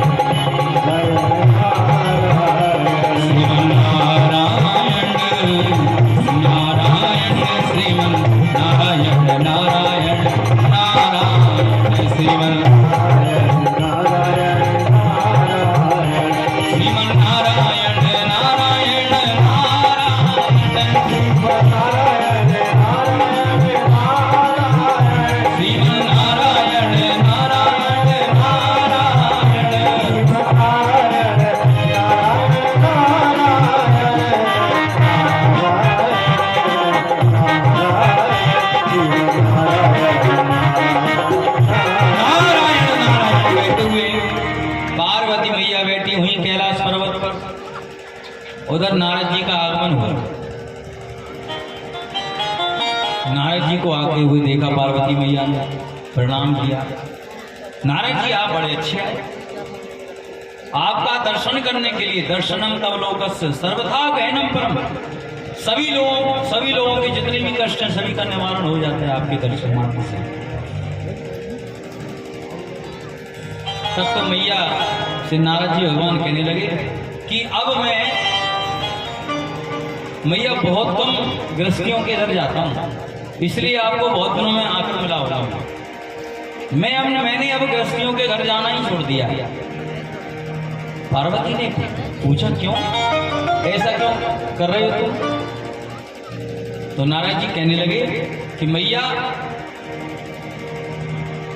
क्योंकि गृहस्थ की इधर चले तो जाओ, सामने सामने तो मेरी बड़ाई करते हैं, लेकिन जैसे ही हम वहां से गए तो हमारी बुराई करने लगते हैं कि इस नारद को अपने घर में मत घुसाना, क्योंकि ये नारद अगर लड़ाई करवा देगा तो घर घर में लड़ाई हो जाएगी, इसलिए इस नारद को कभी घर में मत, ये हत्यारा है, घर में लड़ाई करवाता है। इस प्रकार की बातें गृहस्थी लोग करते हैं, इसलिए मैंने गृहस्थियों के घर जाना ही छोड़ दिया। ऐसी बातें पार्वती मैया ने सुनी तो पार्वती मैया कहने लगी कि नारद तुम चिंता की बिल्कुल बात मत करना, तुम मेरे इधर रोजाना आओ, क्योंकि इधर हम लोगों के घर में कोई कलेश नहीं होता। आपने जो बताया कि घर घर में कलेश है, अब नारद जी तो कहने लगे कि वो पति जो पत्नी है वो आपस में लड़ते हैं, क्योंकि एक दूसरे को अपनी पूरी बात बताते नहीं है, और जब पूरी बात बताएंगे नहीं तो कलह तो होगा ही, घर घर में कलेश तो होगा ही जब पूरी बात बतानी पड़ेगी, और दूसरे के माध्यम से अगर पूरी बात बता पड़ जाए तो घर में कलेश लगा। तो नारद जी कहने लगे कि कलेश उनकी वजह से होता है, और नाम मेरा रख देते कि नारद जी ने कलेश करवा दिया, तो मैंने सब घर में जाना ही छोड़ दिया है। अब पार्वती मैया कहने लगी कि हमारे घर में तो कभी लड़ाई नहीं होती है, क्योंकि शंकर भगवान है हमको पूरी बात बताते हैं, इसलिए तो मेरे इधर रोजाना हो, क्योंकि हमारे घर में कोई कलेश नहीं, घर में लड़ाई नहीं होगी हमारे घर। तब नारद जी भगवान ने कहने लगा अच्छा शंकर भगवान पूरी बात बताते हैं आपको? हाँ, वो तो यहाँ तक बता देते हैं कि जब हम वो समाधि में बैठते हैं तो किसका चिंतन करते हैं, कितना उन्होंने चिंतन किया, ये तक मुझे वो बता देते हैं, पूरी जितनी भी बात वो करते हैं पूरी बात बताते हैं। अब नारद जी ने सोचा, पार्वती मैया इतने विश्वास से कहने लगी, अब नारद का नाम ही घर में लड़ाई करना, उन्होंने कहा क्यों ना एक बार थोड़ा देखा जाए, क्योंकि सब में घर में मैंने लड़ाई करवा दी, सिर्फ शंकर भगवान का घर रह गया है, इसमें अगर लड़ाई करवा दी तो मैं। नारद भगवान ने कहा आपको सब बात बताते, लेकिन एक बात शंकर भगवान ने आपको नहीं बताई। पार्वती मैया ने कहा नहीं ऐसी कोई बात हो नहीं सकती, वो तो पूरी बात मुझे बताते हैं, ऐसी बात हो नहीं सकती है। नारद जी ने कहा अच्छा शंकर भगवान आ जाएं तो उनसे बस एक बात पूछना तुम, अगर वो तुम्हें सही सही बात बता दें तो समझ लो कि तुम्हें पूरी बात बताते हैं, अगर वो उन्होंने नहीं बता पाया तो समझ लो कि तुमसे कुछ छुपाते हैं। पार्वती मैया ने कहा ऐसी कौन सी बात है? नारद जी ने कहा उनसे आकर बस ये पूछना कि जो गले में माला लटकाए हैं उसमें मुंड किसके लगे हैं? पार्वती ने मैं किया अच्छा ऐसा भी है, जो मुंड की माला है वो तो मैंने देखी है, लेकिन उसमें मुंड किसके लगे? तब नारद जी ने कहा उसमें मुंड किसी जो दुष्ट होते हैं पापी होते हैं उनके नहीं है, स्त्रियों के मुंड लगे हुए हैं। तो पार्वती मैया चकित रह गई कि बताओ ये बात शंकर भगवान ने तो मुझे बताई नहीं। अब तो क्रोधित हो गई, गुस्से में आ गई कि बताओ शंकर भगवान मुझसे ऐसी बात छुपाते हैं। अभी देखो आने दो घर पे मैं समझाऊंगा। इधर से नारद जी का काम पूरा हो गया। अब तो नारद जी अपनी वीणा को बजाते हुए निकल गए। इधर पार्वती मैया बैठी, नारद जी जा रहे तो शंकर भगवान मिल गए। अब शंकर भगवान से कहने ले जाओ पार्वती मैया तुमको याद कर रही है। शंकर भगवान ने सोचा जरूर कुछ ना कुछ तुम करके आए हो। शंकर भगवान गए, बैठी उदास मुद्रा में। क्या हुआ देवी? नहीं अब हम तुमसे बात करेंगे नहीं। क्यों, क्या हो गया देवी?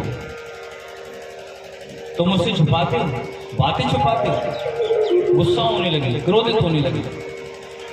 शंकर भगवान ने कहा क्या हुआ? अच्छा मुझे पता है, मैं नहीं था तो नारद जी का चक्कर लगता। अब पार्वती मैया कहने लगी कि नारद जी नहीं आते, गुरु जी नहीं आते तो ज्ञान कैसे होता? वही तो है, तभी तो ज्ञान मुझे हुआ। शंकर भगवान कहने लगे क्या बात है बताओ तो। उन्होंने बताओ कि तुमने एक बात मुझसे क्यों छुपा के रखी कि जो तुम मुंड की माला पहने हो उसमें किसके मुंड लगे हुए हैं? और नारद जी ने बताया कि इसमें स्त्री के मुंड लगे हुए हैं। ये तुमने क्यों बात मुझे छुपाई? शंकर भगवान ने कहा कि ऐसा नहीं है देवी, ये तुम जो सोच रही हो वो गलत सोच रही हो। ये और किसी का मुंड नहीं है, तुम्हारे ही मुंड है। अच्छा हमारे मुंड है, क्योंकि तुम पता नहीं कितने जन्म तुम्हारे हो गए, और जब जब भी तुम मरती हो तो मैं मुंड को अपनी माला में परो लेता हूँ। जितनी बार तुम्हारा जन्म हुआ है, जितनी बार तुम्हारा मरण हुआ है, उतनी मुंड मेरी माला में लगे हुए हैं। पार्वती मैया को और गुस्सा आया और क्रोधित होने लगी। अच्छा मैं इतनी बार मर गई और तुम एक भी बार नहीं मरे हैं? तुमने ऐसा क्या कर रखा है, ऐसा क्यों किया है कि हमें हर बार मरना पड़ता है तो तुम एक बार नहीं मरे? तब शंकर भगवान ने कहा कि देवी मैंने अमर कथा पी रखी, अमर कथा का पान कर रखा है, इसलिए मैं मरता नहीं हूं। तब तो कहने लगी कि अच्छा तो मुझे भी ऐसी अमर कथा सुनाओ जिससे मैं भी जीवित रहूं, मैं भी मरूं नहीं, क्योंकि मैं तो आपके साथ में रहना चाहती हूं। तब शंकर भगवान ने कहा कि वो कथा ऐसी नहीं है, वो कथा अकेले में सुनी जाती है। अगर कोई और उनको सुन लेता है तो वो अमर हो जाएगा, तो वो कथा हमेशा अकेले में सुननी चाहिए। तो पार्वती ने मैया ने कहा कि ऐसा कोई स्थान है तो बताओ। तो शंकर भगवान ने कहा कि चलो मैं तुम्हें कथा सुनाऊंगा, लेकिन एक जगह है वहां पर चलना पड़ेगा। तब शंकर भगवान पार्वती मैया को लेकर अमरनाथ गए। अमरनाथ की यात्रा आप शायद की होगी। अमरनाथ में तभी से उसका नाम पड़ा अमरनाथ, जहां चारों तरफ पर्वत ही पर्वत है, पहाड़ बर्फ के। वहां पर शंकर जी भगवान पार्वती मैया को ले गए और कथा सुनाना प्रारंभ की, और एक नियम बना दिया कि मैया देवी तुम्हें एक काम करना पड़ेगा कि जब मैं कथा सुनाऊं, क्योंकि तुम्हें समाधि में रहकर कथा सुनाता हूं और तुम कथा सुन रही हो कि नहीं सुन रही हो, ये कैसे पता करे? तो हुंका दिया करो। जब जब भी कथा पूरी हुआ करे तो हुंका दिया करो, जिससे मैं समझ जाया करूंगी कि तुम कथा सुन रही हो। तो पार्वती मैया ने कहा चलो ठीक है, मैं हुंका देती रहूंगी। कथा प्रारंभ हुई। कोई नहीं, अगल बगल में कोई भी नहीं, बस वहां पर शंकर भगवान और पार्वती को भैया पता नहीं पड़ा कि वहां पर सुखदेव जी महाराज पहले अंडे के रूप में बैठे हुए कथा को सुनाने लगे।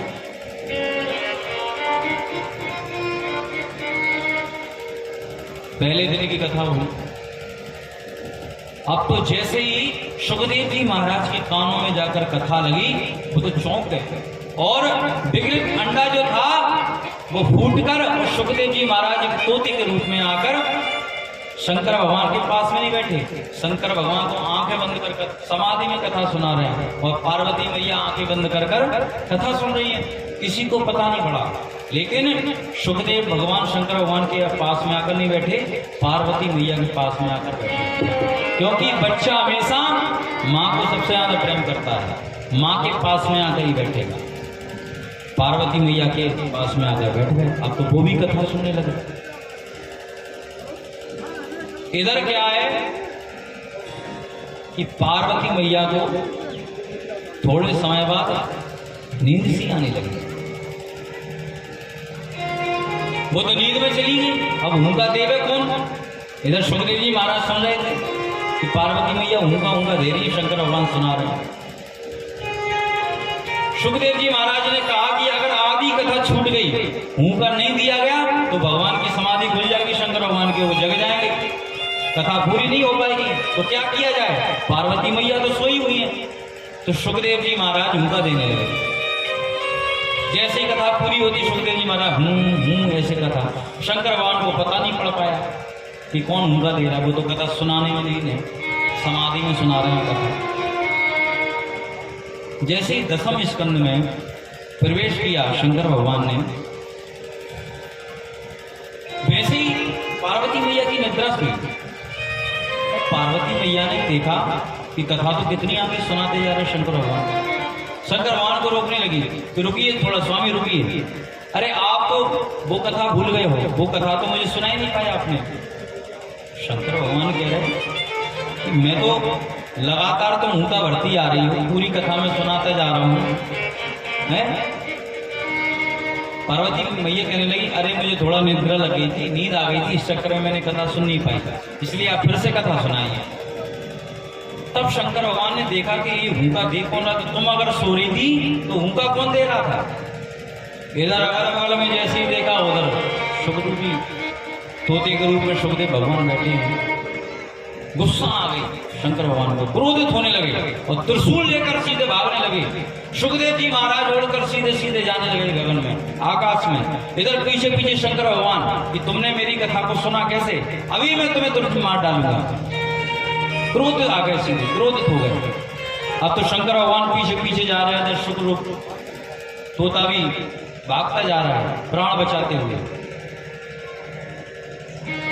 सुखदेव ने देखा कि नीचे व्यास जी की जो पत्नी है वो अपने बात सुखा रही थी। तो उन्होंने देखा कि उनका जो मुख था ना वो खुला हुआ था।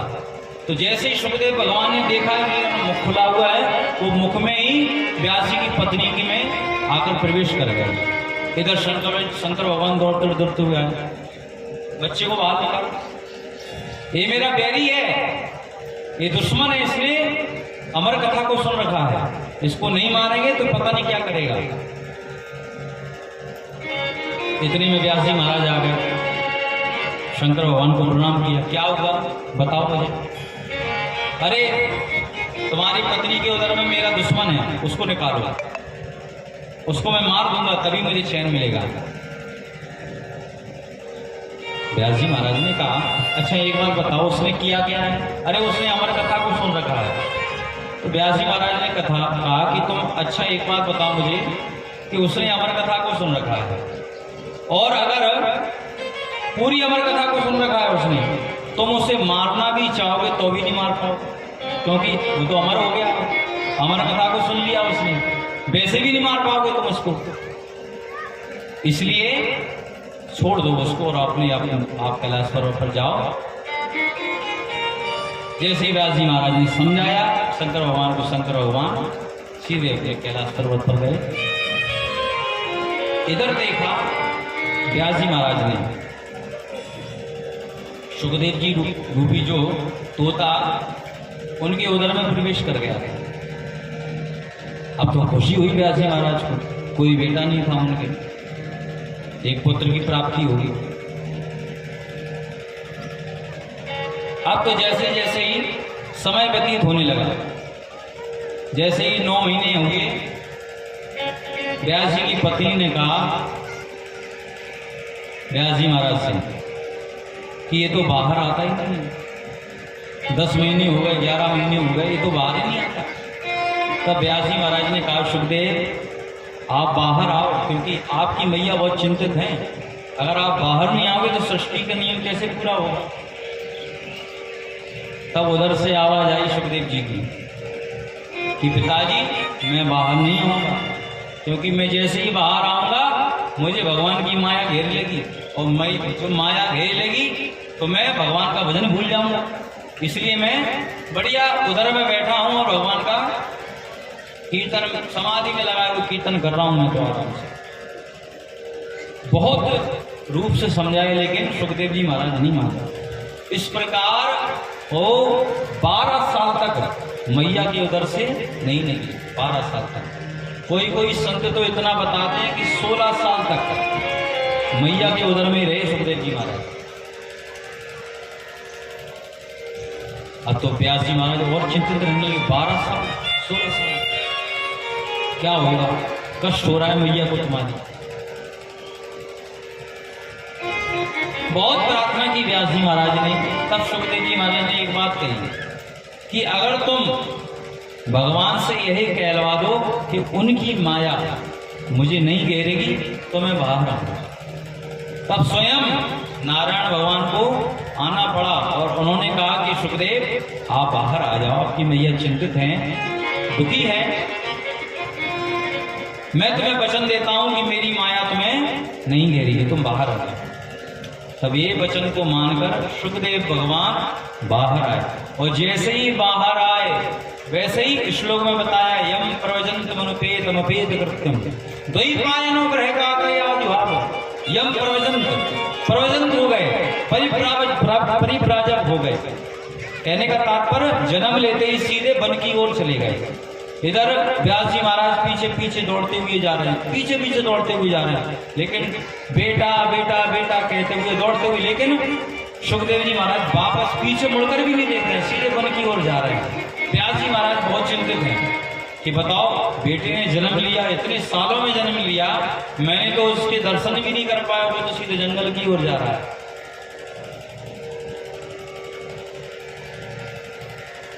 अब वृक्षों ने देखा, वृक्ष समझाने लगे कि क्यों तुम चिंता करते हो, वो तो एक साधु संत है? बेटों के मुंह में इतना खोए हुए कि बताओ तुम भी तो विद्वान हो, तुम भी तो ज्ञानी हो, बेटा है चला गया कोई बात नहीं, तुम जाकर भगवान का भजन करो। वृक्षों ने समझाया, तब व्यास जी महाराज समझ में आया, तब जाकर वो फिर से भगवान का भजन पूजन करने लगे। इधर सुखदेव जी महाराज बड़ी अच्छी दिशा में गए और उधर भगवान का भजन करने लगे। इधर व्यास जी महाराज चिंता में बैठे हुए कि क्या किया जाए, सुखदेव जी महाराज को कैसे घर पर लाया जाए। तो इन्होंने बैठे बैठे भगवान की जो कृपा थी इतनी इनके ऊपर थी कि इन्होंने 17 पुराण बनाए, तब भी इनके मन को संतुष्टि नहीं हुई। 6 शास्त्र बनाए, 4 वेद बनाए व्यास जी महाराज ने, और ऊपर से एक महाभारत रच दिया, तब भी इनके मन को संतुष्टि मिली। फिर जब नारद जी का आगमन हुआ, नारद जी व्यास जी महाराज के पास आए। नारायण नारायण श्रीमन नारायण नारायण नारायण श्रीमन नारायण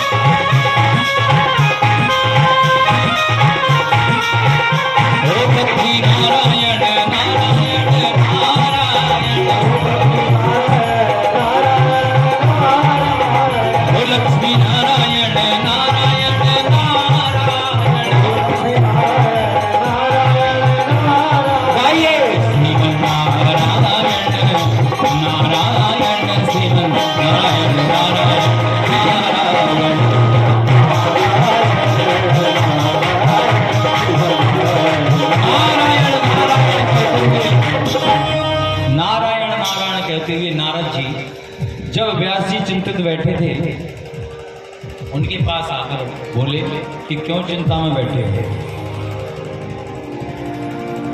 तब व्यास जी महाराज ने वृत्तांत बताया कि मैंने 6 शास्त्र रचे, 4 वेद बनाए, 17 पुराण बनाए और महाभारत भी बनाया, लेकिन मेरे मन को शांति नहीं मिली। तब नारद जी ने समझाया कि तुमने पहले भगवान को आगे नहीं रखा, तुमने अपने बल पर, अपने ज्ञान पर इतने शास्त्रों को रचा है, इतने पुराणों को रचा है। अगर तुम भगवान को साक्षी मानकर और भगवान की लीलाओं को अगर तुम गाओगे और उसको वर्णित करोगे, तब तुम्हारे मन को शांति मिलेगी। अब तो जैसे ही नारद जी ने कहा, व्यास जी महाराज ने बोला कि तो क्या किया जाए। तब नारद जी महाराज ने चतुश्लोकी कथा, 4 श्लोक की कथा व्यास जी महाराज को सुनाई। जो भी पहले हम वर्णन कर रहे थे ना कि श्रीमन नारायण के मुख से निकला तो ब्रह्मा जी ने चतुश्लोकी कथा और ब्रह्मा जी ने नारद जी को दी और नारद जी ने व्यास जी महाराज को सुनाई 4 श्लोक की कथा। और व्यास जी महाराज इतने ज्ञानवान थे कि उन्होंने 4 श्लोक की कथा को 18,000 श्लोक में वर्णित कर दिया और श्रीमद् भागवत की कथा को रचकर रख दिया। और 18वां पुराण महापुराण जिसे कहते हैं रचकर तैयार कर दिया। अब तो जैसे ही तैयार किया, अब इसको गाने वाला कौन हो भैया? गाने वाला भी तो कोई होना चाहिए। श्रीमद् भागवत को रचकर व्यास जी महाराज ने रख दिया। तब ध्यान में आया कि मेरा बेटा सुखदेव जो परिव्राजक है, साधु संत है, उसके मुख से अगर उसको कथा ये सिखा दी तो उसके मुख से बड़ी ही सुंदर कथा लगेगी। तो क्यों ना सुखदेव जी महाराज को बुलाया जाए। तब तो व्यास जी महाराज ने अपने एक चेले को 2-3 श्लोक रटा दिए श्रीमद् भागवत के और रटाकर जंगल में भेज दिया, जहां पर सुखदेव जी महाराज रह रहे हैं। जो जन्म लेते ही सीधे जंगल की ओर चले गए, जन्म लेते ही उनको बुलाने के लिए 2-3 श्लोक रटाकर चेले को भेज दिए। अब तो वो चारों दिशाओं में घूम रहे हैं, चेले गाते जा रहे हैं श्लोक। बड़ा ही सुंदर श्लोक है वेणु गीत का। वो चेले गुनगुना रहे हैं क्या? वरहा पीड़म नटवर बपू कर्णयो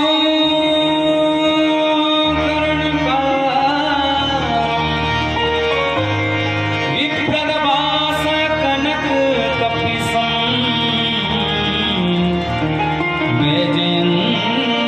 वैजयन्ती चमाला रंध्रान वेणुरधर सुदया पूर्णयल गोप वृंदयी वृंदारण्यं स्वपदम्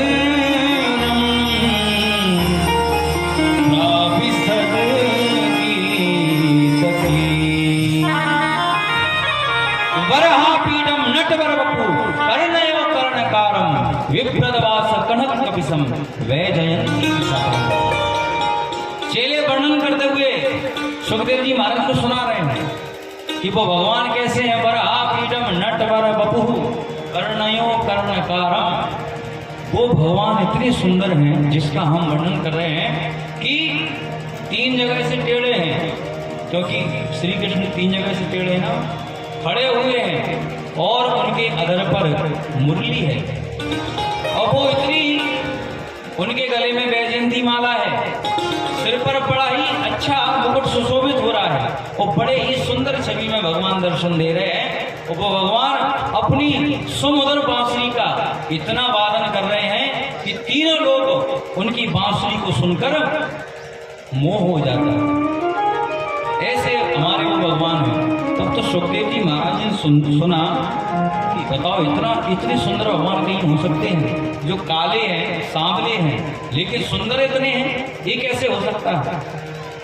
तो सुखदेव जी महाराज आने लगे चेलों के पास में, लेकिन फिर सोचा कि सुंदर हो सकते हैं, लेकिन पता नहीं कैसे होंगे, गुस्से वाले होंगे कि क्रोध वाले होंगे, प्रेममयी होंगे, ये तो बताया नहीं कि उनका स्वभाव कैसा है।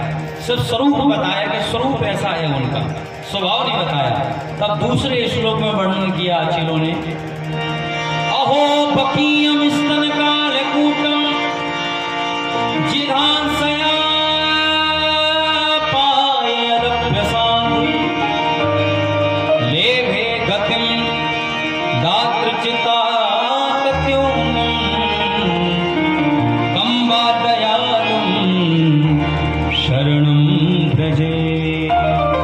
अहो बकीयम स्तन कालकूटम, अहो बकीम कहते हैं पूतना को, सुना होगा आपने, पूतना भगवान कृष्ण को मारने के लिए स्तन में विष लगाकर आई थी, लेकिन भगवान इतने स्वभाव के सरल हैं कि उन्होंने जो पूतना अपने स्तन में विष को लगाकर आई थी पिलाने के लिए, लेकिन भगवान ने उस पूतना, उस दुष्ट पूतना को भी सदगति प्रदान की। ऐसे वो भगवान हैं, इतने सरल हैं, स्वभाव के इतने सरल हैं कि जो उनको मारने आया है उनको भी उन्होंने सदगति दी, अपने धाम में बुला लिया। ऐसे वो भगवान है। जैसे ही सुखदेव जी महाराज ने सुना, इन दो श्लोकों में वर्णन जैसे चेलों ने किया, समझ गए कि ऐसे भगवान हैं, छटपटाने लगे, मैं ऐसे भगवान का दर्शन जरूर करना चाहूंगा। तब चेलों से पूछा कि ऐसे श्लोक और कहाँ मिलेंगे, इतने प्यारे प्यारे श्लोक आप जो गा रहे हो वो कहाँ मिलेंगे। तब उन्होंने कहा मेरे गुरुदेव हैं उधर, वो ऐसे दो नहीं श्लोक, सीधे 18,000 श्लोक बनाकर तैयार किए हैं, इतने प्यारे प्यारे, एक एक श्लोक इतना प्यारा है। चलिए, तब सुखदेव जी महाराज को लेकर, अब जैसे सुखदेव जी महाराज ने देखा घर को, घर तो वही था जिस घर से मैं निकलकर वन की ओर गया था। व्यास जी महाराज को देखा, अरे ये तो मेरे पिताजी हैं। मैया को प्रणाम किया, पिताजी को किया। तब व्यास जी महाराज ने कहा कि ये 18,000 श्लोक मैंने तुम्हारे लिए बना कर रखे हैं, अब मैं तुम्हें इनको श्रवण कराऊंगा। तब सुखदेव जी महाराज ने वो 18,000 श्लोक श्रवण किए। इस प्रकार सुखदेव जी महाराज का जन्म हुआ। और सुखदेव जी महाराज हैं व्यास। अब व्यास का जन्म तो हो गया, इसके बाद होगा परीक्षित का जन्म। परीक्षित के जन्म की जता जो कथा है वो हम 10 मिनट में श्रवण करेंगे, क्योंकि ऐसा आदेश था कि थोड़ा 10 मिनट का अगर विश्राम हो जाए तो बढ़िया रहेगा, थोड़ा पानी भी व्यवस्था हो जाए, किसी को इधर उधर जाना हो तो वो भी चला जाए, तो बीच में विश्राम भी मिलना चाहिए। अब सुखदेव की कथा तो आपने सुन ली, लेकिन परीक्षित की कथा हम आपको 10 मिनट के बाद ही सुनाएंगे। तो सभी भाइयों से निवेदन है कि जो कोई भी जलपान करना चाहे यहाँ वहाँ पर, क्योंकि बहुत से बीड़ी वाले होते हैं कोई से, तो उनको भी जरूरी है थोड़ा। तो आइए 2 मिनट जरूर नाम का संकीर्तन करें, लेकिन 10 मिनट के बाद आप सभी लोग उपस्थित जरूर होइएगा। श्री कृष्ण गोविंद हरे मुरारी, हे नाथ नारायण वासुदेवा। श्री कृष्ण गोविंद हरे मुरारी, हे नाथ नारायण वासुदेवा। हे नाथ नारायण वासुदेवा, हे नाथ नारायण वासुदेवा, हे नाथ नारायण वासुदेवा, हे नाथ नारायण वासुदेवा। कृष्ण गोविंद हरे मुरारी, हे नाथ नारायण वासुदेवा। कृष्ण गोविंद हरे मुरारी, हे नाथ नारायण वासुदेवा। हे नाथ नारायण वासुदेवा, हे नाथ नारायण वासुदेवा। बोलिए श्रीमद् भागवत महापुराण की, बोलिए व्यास जी महाराज की। तो आइए 10 मिनट का विश्राम हम देते हैं हम आपको। अब आप जलपान इत्यादि कर पुनः अपने स्थान को ग्रहण करेंगे। जय श्री राधे, जय श्री श्याम। आओ आओ।